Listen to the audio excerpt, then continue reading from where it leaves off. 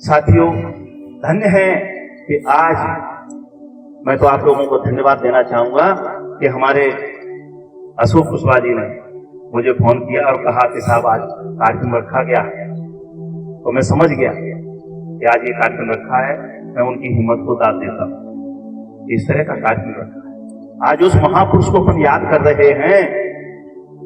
कौन से महापुरुष?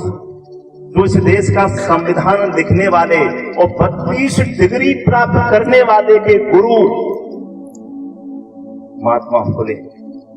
साथियों सोचो, बाबा साहब के पास 32 डिग्री थी और देश के नहीं पूरे वर्ल्ड में 100वें नंबर पहले नंबर के विद्वान बाबा साहब डॉक्टर अम्बेडकर ने महात्मा फुले को अपना गुरु बनाया। क्यों गुरु बनाया?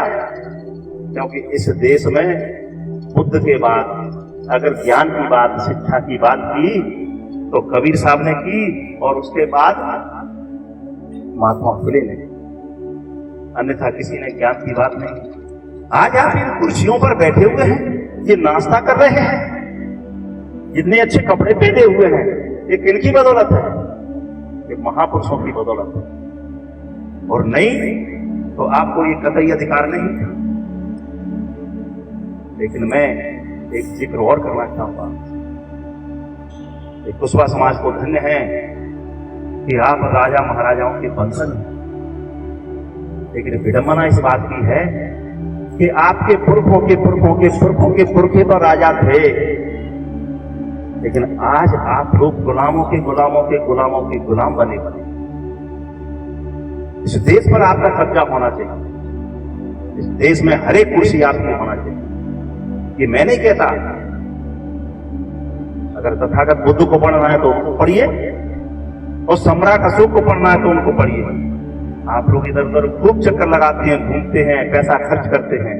अरे कभी अपने पुरखे की जाकर के अपनी विरासत को देखिए। दतिया के गुजर्रा में शिलालेख है, कागजों पर लिखी हुई बातें जो झूठी सच्ची लिखी हैं उनको तुम पढ़ते हो, छाती से चिपकाते हो। अरे कभी जाकर के अपने पुरखे की लिखी हुई दास्तान तो पढ़ो जो पत्थर पे लिखी है, 2000 साल पहले, 2500 साल पहले लिखी थी। गुजर्रा में अशोक का शिलालेख लिखा हुआ। अगर तुम्हें कोई नहीं ले जाता तो मैं तुम्हारे साथ चलने के लिए तैयार हूं। एक दिन प्लान बनाओ, क्या लिखा है उसमें मैं पढ़ के बताऊं। साथियों, उस पर जो लिखा है ब्रह्मज्ञानी की समझ में नहीं आया कि क्या लिखा है, लेकिन अंग्रेज की समझ में आया और समझ में आने के बाद उसने दुनिया को समझाया और गजट में नोटिफिकेशन किया कि ये गुजर्रा में सम्राट अशोक का शिलालेख है। ये अशोक का शिलालेख तुम्हारे पुरखे का शिलालेख है और तुम लोग उसको देखने नहीं जाते हैं। जाना चाहिए। अगर आपने इंसान का जन्म लिया है तो अपने पुरखे की निशानी को देखने के लिए जाना चाहिए और वहां जाकर के एक संकल्प लेना चाहिए कि आपके पुरखे ने अगर इस देश पर शासन किया है तो आप गुलामी करने के लिए पैदा हुए हैं या शासन करने के लिए पैदा हुए हैं, ये आपको फैसला लेना है। अगर गुलामी करने के लिए पैदा हुए हैं तो मुझे कुछ कहने की जरूरत नहीं। ध्यान रखना, गुलामी फ्री में मिलती है और थोक में मिलती है। अगर गुलामी करने का अपने मन बनाया है तो गुलामी फ्री में मिलती है और थोक में मिलती है। अगर थोड़ी सी मांगोगे तो थोक में मिलेगी।